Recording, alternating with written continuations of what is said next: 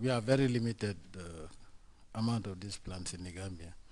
And before we used to import them from overseas until we discovered them in the Gambia. But little did we know that there are other people that also knew use it for something else. And so the resources are going down, so we have to be getting them from outside of the Gambia, in fact even outside of Senegambia. So that is a major constraint. Also we have the hospital that we want to build and upgrade the former Nevan clinic. We need a lot of assistance. Sometimes people say, he has money, but I'm taking care of a lot of things, And taking care of patients is not easy. It's not as easy as just taking a bag of rice and give it to somebody who is well. The administration aspect of the treatment is trusted to a team of trained doctors and nurses. The team is headed by Dr. Tamsin Mbow. As you could recall, the last time we had 83 patients who came in. Today we have 141 patients. The demand is so high that we have to tailor it in such a way that we take the exact number that the president requested for. Infertility cases are numerous, and so are the causes. According to President Jammeh, it has to do with a combination of factors.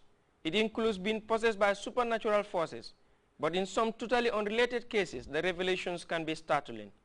Problem of conceiving is more rampant among younger women, which is very, very strange, which is very abnormal. But a lot of factors also can cause a lot of problems in later life. Sometimes when you are young, you think that the world is in your hands, and because you don't want to embarrass your family and you don't want to do certain things, you are involved in family planning. This will not help you. When you are married also, I'm still young, let me just space my children, And then you take this family planning, these medications, contraceptives, they are a disaster. They mean nothing but severe trouble in the life. It only takes a man like him to take the risk in order to offer treatment to the affected woman. And this to him is beyond a duty. And there is no end in his efforts to fix the loose ends to end the suffering of the sick. Abinjai, GRTS. The Vice President and heads of the various national security services Tuesday visited the headquarters of the Gambia Revenue Authority before proceeding to the Joint Defense Headquarters and the old police line in Banjul. Mamaji accompanied the Vice President's entourage.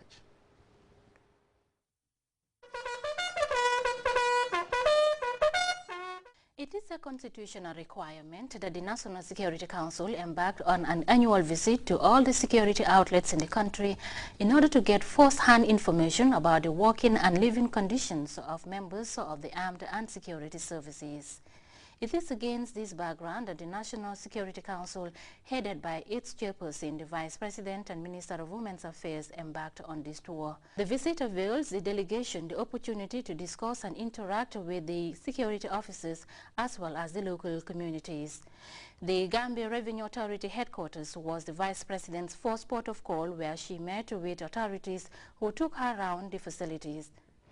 GR's Deputy Director, Policy Planning and Research, gave an overview of the daily activities of the Revenue Generating Authority and semi-autonomous body established by an Act of Parliament in 2004. The Commissioner General of the Gambia Revenue Authority, Bakari Sanyang, updated the visiting delegation of the Revenue Authority's operations. The use of our IT systems, the CamTaxNet, the Asikuda. These are the systems that are actually helping us to make a difference in the way we've been doing business before. The Deputy Commissioner Customs and Enforcement, Abdou Diallo, gave an insight into the establishment of the office date back in 1984. We have this merger of the Gambia Revenue Authority. The scope of the unit has been expanded to the enforcement unit, embracing the mobile brigade, the intelligence and investigation, and the post-clearance audit at the time. Most of our job entails investigating, surveillance work, like collaboration with our sister services. The Vice President and Minister of Women's Affairs, Dr. Aja Aissatou Saidi, said she is impressed with the GRA's inter-service collaboration and commended the country's revenue authority for complementing government's efforts. But generally, we've gone round, we've seen very high morale. From the GRA head office, the visiting Security Council delegation proceeded to the old police line, from where they visited the Joint Defense Headquarters. The Commander, Gambia Navy, Madani Senghor, led the delegation into discussions. For his part, the commander of the Gambia National Army explained the GNA headquarters coordinates the activities of the 3 units that operate under his office, including the 1 and 2 infantry battalions and the Operation Tiger Watch, which his office monitored and coordinate their operations in accordance with the CDS directives. The defense headquarters was the last place the Vice President visited Tuesday, where she met with the Soldiers' Wife Association. The president of the association, Fatou Bintou Kinte, appealed to the president through Vice President Jai Saidi to assist them with a vehicle and provide their children with scholarship. The visit also avails the gallant soldiers the opportunity to have an open discussions with their top officials. The Chief of Defense Staff, Lieutenant General Masane Kinte, underscored the importance of the nationwide tour. The tour was not only enduring, but also very thorough, intrusive, revealing, and truly satisfying. There is no amount of writing or briefing that could have adequately captured or informed the council members of the conditions of our facilities and the state of the mind of our incredible troops better than this exercise. The Minister of the Interior, Usman Sonko, commended members of the local community for enhancing security. What we've realized during the course of this tour also is the general community, the general public have taken security in their own hands, meaning the community policing that the police is doing has synced down well. Because when you hear a civilian talk, it's as if he has gone to the school of security. And this has always been the message, this has always been our aims, this has always been our ambitions. But now we've realized all those things. With regards to the security, members of the armed and security services, you could see that sign of happiness in them. The inter-services cooperation, you would see it demonstrated in all the areas that we went to.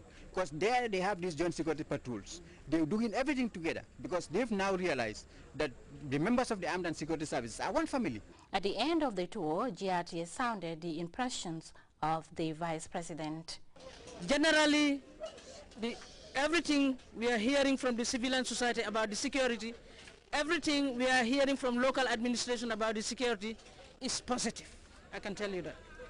Which shows that really the security is doing exactly as they are told by His Excellency the President, Chief Professor Alhaji Dr. Ejeje Jame, and that as directed by him through the Ministry of Defense, to the Chief of Defense Staff, to the Inspector General of Police, to all the other service chiefs here present, and my colleague the Minister of Interior. And we've gone round, we've seen that Gambians value security. They value the peace and stability that we have in this country. That indeed, that is the gem of the Gambia, and that is the gem that the whole world is coming to the Gambia to look for. And they are willing to cooperate with the security. So all other minor issues we discovered are minor issues that can be addressed.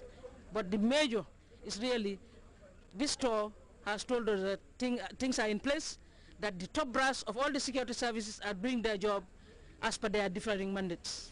The Vice President hailed what she called the positive inter-service cooperation among the security forces, adding there still exists potentials to further enhance these services. Mama J, GRTS. Meanwhile, the Vice President Thursday received in her office the World Food Programme Country Representative Malcolm Duty. The WFP official was at State House for his last official meeting with Gambian authorities at the end of his tenure in Banjul. Aissatou Bajansar reports. The visit to the Vice President's office by the World Food Country Programme representative was to bid farewell to the Gambia government through the Vice President having successfully completed his tour of duty in the country. After meeting with the country's number 2, Malcolm Duty spoke to waiting journalists to shed more light on his visit to the Vice President. I came today to meet the Vice President to say farewell to the Vice President and to the government of the Gambia through the Vice President. I'm actually, my term of duty is finished here. After how long? 4.5 years I've been working in the Gambia.